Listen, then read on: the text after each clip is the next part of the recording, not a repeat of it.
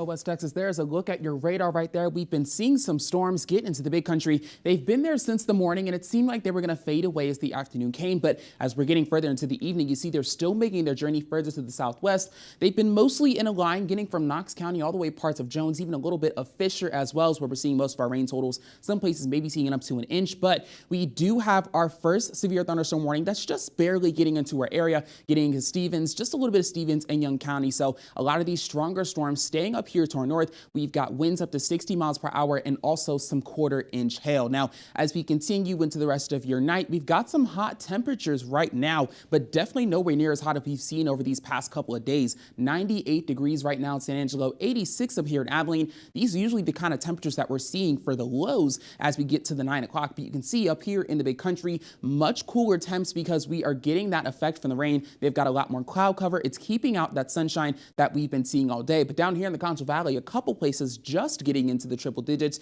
You see 100 exactly in Ozona, El Dorado, and Sonora. 106, Comanche is still taking the cake for all that heat that we're seeing today. But this rain is going to continue to fade as we get over these next couple of hours, really sticking to this eastern corner part of the big country, getting into the hill country as well. It seems like these storms want to continue to move south, but a lot of models show that dissipating before it actually gets into parts of the Concho Valley, and that's been happening pretty much all afternoon. We're mostly going to be seeing the end of this rain most likely before midnight, but looking like around 11 o'clock. Some of these easternmost counties, Throckmorton, Eastland, Stevens County, maybe a bit of Comanche, you might see some final showers kind of sticking around until we get into the morning, but for the most part, we're going to be pretty clear by the time we get into Friday. But moving back to tonight, we're going to see those lows on Friday morning going to be very comfortable as we've continuously seen over these past couple of days. 76 for that low here in San Angelo, 75 up here in Abilene, and we've got a much more even spread of our lows this time between the big country and the Concho Valley than we have usually, seeing as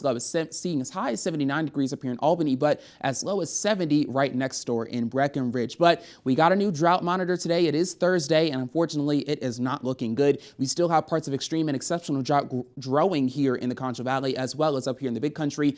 The one sliver of no drought that we used to have between Crockett and Sutton counties is no longer safe. It is now considered abnormally dry, which is the first level out of the entire 5. So hopefully that rain will continue to help the big country, and also hopefully the Concho Valley will get their turn to see some of that rain. But as we get into your weekend, we're going to keep seeing these warmer temperatures, but we've cooled down a lot from the beginning of this week. We're going to continue to teeter along that 100-degree line, and your 7-day forecast is actually looking kind of comfortable relative to what we've seen over these past couple of days. We're going to have some cloud cover tomorrow to keep our temperatures cool, but a lot more sunshine is going to open up as we start the weekend and get into next week.